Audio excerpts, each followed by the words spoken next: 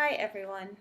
The following presentation from mental health providers of Western Queens is geared to help parents manage the stress and anxiety them and their children may be experiencing during the COVID-19 pandemic. For those of you who don't know us, Mental Health Providers of Western Queens is a mental health clinic based in Jackson Heights, Queens, with satellite clinics at 13 public schools. We are an active resource within the community and provide services to individuals of all backgrounds. Almost half of the individuals we serve are immigrants from many different countries. Mental health is our greatest resource. It enables us to maintain relationships, engage in work, take care of our physical health, and contribute to society. At Mental Health Providers of Western Queens, our mission is to help each individual reach and maintain their highest level of functioning. Our programs are organized around this principle, and we are dedicated to being a resource for good in our community in an open and receptive manner. The COVID-19 pandemic has changed the lives of us New Yorkers in a way that none of us could have imagined. It has taken the lives of our families, friends, co-workers, and members of our community. It has us maintaining social distance and isolating from loved ones out of fear of spreading or contracting the virus. It has us grieving our losses from afar as we are no longer allowed to gather near those we may need most right now. People are worried about their own health and the health of loved ones living abroad, especially in countries with limited resources. It has some stockpiling food and other essentials while leaving others worried about how they will get their next meal. It has put many of us out of work and facing uncertainties about our future and the future of our children. Children and teens are unable to finish out the school year and say goodbye to their teachers and classmates. They are no longer able to see their friends or engage in age-appropriate activities such as going to the park or to the movies. They are unsure when their lives will get back to normal. They see the hurt and fear in their parents and are unsure when those feelings will go away. For many of us, the coronavirus pandemic has taken an emotional toll. We are living through this frightening time with a lot of uncertainty. For many, the coronavirus has led to an increase in feelings of anxiety. Anxiety is simply your body's natural response to stress. It is feeling of fear or apprehension about what is to come. It can feel like intense, excessive, and persistent worry. Anxiety is a normal reaction to uncertainty about things that may harm us. The coronavirus pandemic has been an anxiety-provoking and stressful time for everyone, and it is okay if you feel more anxious than usual. While anxiety is a normal and expected reaction to the pandemic, too much anxiety can cause harm. Feeling stressed and fearful every day takes a toll on all aspects of our lives, physically, mentally, and socially. Everyone deals with anxiety differently. It is important to look out for the different symptoms in children and teens, as they may have a harder time verbalizing their thoughts and feelings. Some common symptoms that children and teens display when they are anxious are that they feel nervous, on edge, or excessively worried. During this time, children and teens may be fixated on worrying about themselves and their families.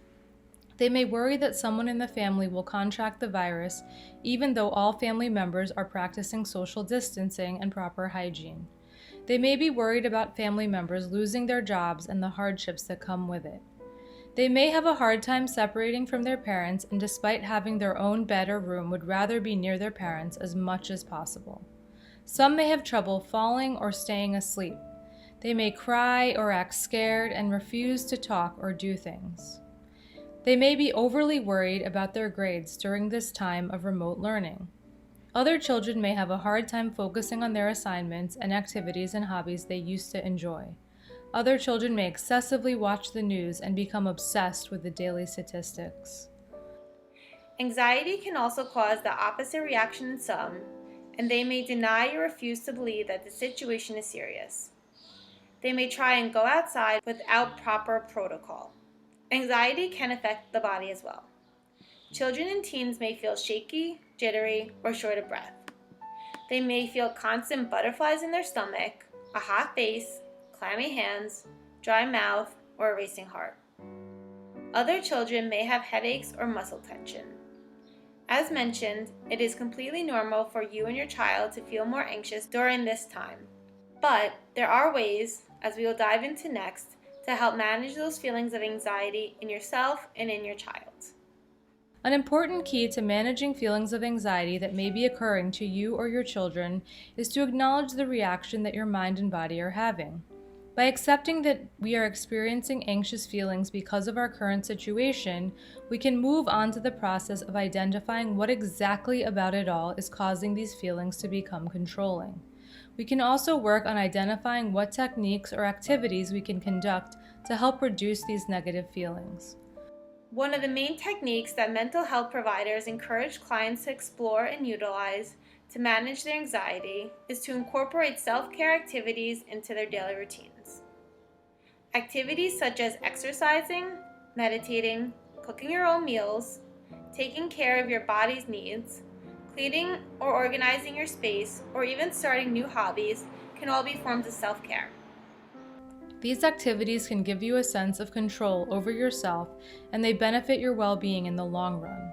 The ability to know which activities make us feel in control can be helpful in grounding us and bringing us back to the present moment during times when we feel excessively panicked or worried. Be mindful that self-care is different for everyone, so use this time to explore the various activities you can engage in. If you feel comfortable sharing what works for you with others at home, you might be able to influence them to also start exploring and practicing self-care more often.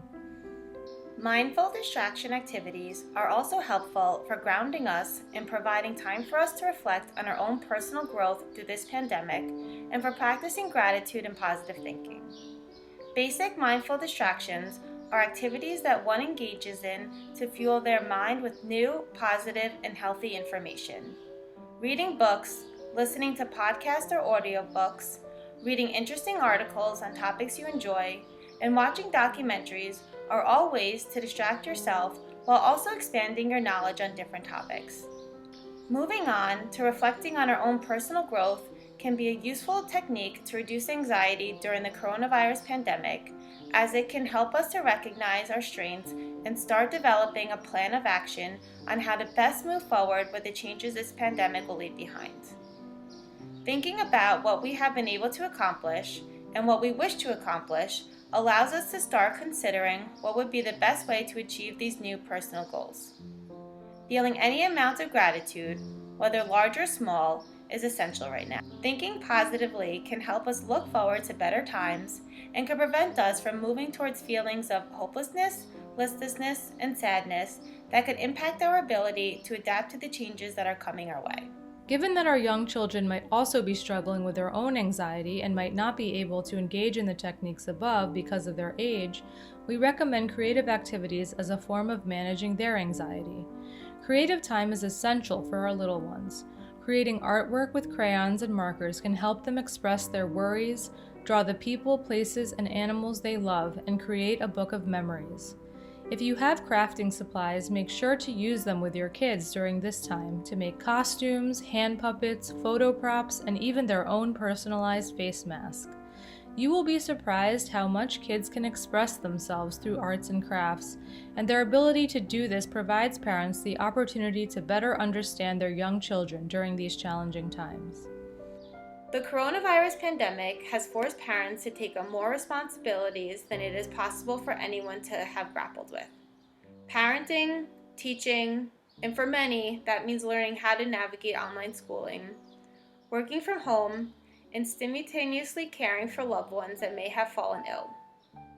For some parents, these responsibilities must be juggled while also sick or grieving the loss of a partner or a family member.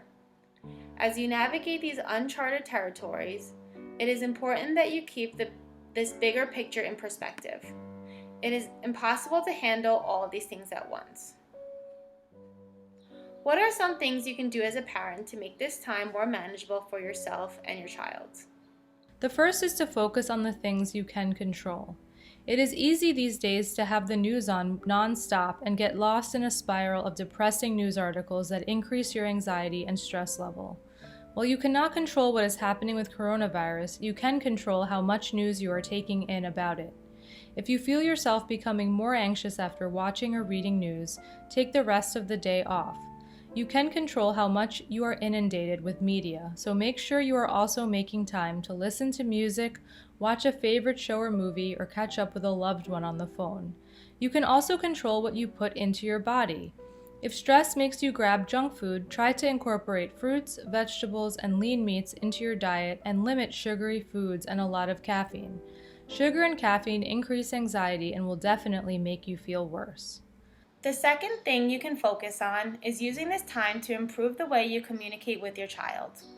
Some of us haven't spent this much time at home with our children since they were babies and we were on maternity or paternal leave, and we may be learning new things about them and the ways that they express themselves. Your communication with your child is one of the most important factors and determines what kind of relationship you have with them. In order to improve your communication with your child, it is important that you understand your own history and the trauma you may have been through, and the impact of this on your communication with your child when you are stressed or going through a difficult time. If you struggle to have empathy for your child when they express to you that they are stressed, depressed, anxious, or sad, that probably indicates that you have some trauma and would benefit from talking to a professional. Hurt people hurt people. People that have been emotionally damaged tend to inflict their hurt and pain onto others. Recognizing that this is what you are doing when you minimize or refuse to acknowledge the pain in your children. Actively work on having a loving, supportive relationship with your child. Make time to check in with your child every day. If you have a teenager, it is especially important, if even for only 10 minutes. And make sure you both have put down your phones during the conversation. Have dinner together on a nightly basis if possible, and ask your child about their day. Ask open-ended questions. An open-ended question is a question that elicits more than a yes or no response. What is something about the coronavirus that worries you versus are you worried about coronavirus? Look out for worries that your children are expressing and make space for questions. Some things to look out for to identify worry is if your child is asking a lot of questions about death, that may be their way of telling you that they are fearful or anxious. Acknowledge your child's loss, the loss of saying goodbye to teachers and classmates, graduation, senior trips, even field day. What we may see as insignificant or minimal losses may seem monumental to our children. During quarantine, it may feel like it is impossible to get any personal space or set limits with your children. The lack of space makes it even more important to establish boundaries. If you find, as most people do, that you have a shorter fuse when you don't have any time for yourself, make a personal space schedule with your family, carving out time for each person. Finding room for personal space may feel impossible in a New York City apartment. Setting a designated area, a bed, a section of a room, or putting in headphones for personal space time can all do the trick. If you co-parent or live with your partner, make sure they are on board with personal space arrangements and pick up the responsibilities while you take your time. If you are solo parenting young children, establish a bedtime routine that gives you some time to decompress at night. When you model the importance of taking space, children learn healthy, positive ways to blow off steam and practice self-care. Thank you for tuning into this video created by mental health providers of Western Queens. We hope that you have found some of these suggestions and techniques useful as you continue this journey. Make sure you stay tuned to this page for informational videos on all things mental health during COVID-19. In the meantime, stay safe, healthy, and home.